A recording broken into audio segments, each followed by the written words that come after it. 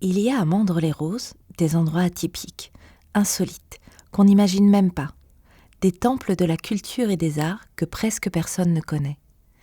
Le hasard a voulu qu'il s'en trouve 3 au même endroit.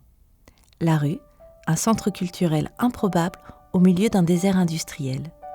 La SEMA, une ébénisterie d'art qui réalise des chantiers dans le monde entier. Je vous en parlerai à une autre occasion. Et enfin, l'atelier de Mandres, l'antre de Pierre Wagner.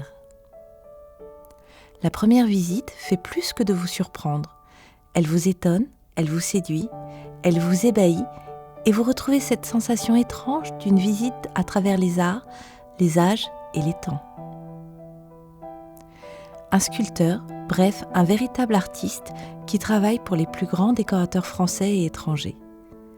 Son atelier ressemble à un musée. Voltaire surveille Rousseau du coin de l'œil, Molière semble ignorer Caligula. Les bas-reliefs du XVIIe siècle sont à vos pieds, tandis qu'un Égyptien d'une extrême beauté semble garder l'atelier. Pierre termine un moulage des années 30. Il m'offre un café. On parle de ses études, de son diplôme de l'école Boulle. Il me montre les photos de ses plus grands chantiers, des arbres géants pour un hôtel au Qatar, des luminaires pour le casino de Deauville. J'ai continué à feuilleter ses catalogues pendant qu'il reprenait son travail.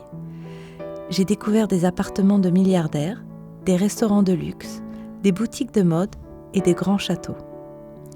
L'exposition de 2008, quand Versailles était meublé d'argent, les flamants roses de chez Hermès et les éléphants d'une célèbre cave bordelaise.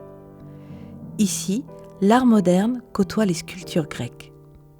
Un animal, qui ressemble à une sculpture de pompon, se balade dans un parterre de rosaces et de fleurs.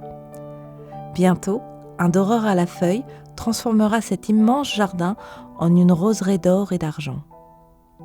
Je pense au savoir-faire de Pierre. Je quitte l'atelier en regardant les mains de Jean Cocteau, poète, peintre et cinéaste français, qui serait bien étonné de voir ses mains d'artiste si finement moulées dans le bric-à-brac de Pierre, au beau milieu de l'atelier. Salut Pierre, à la prochaine.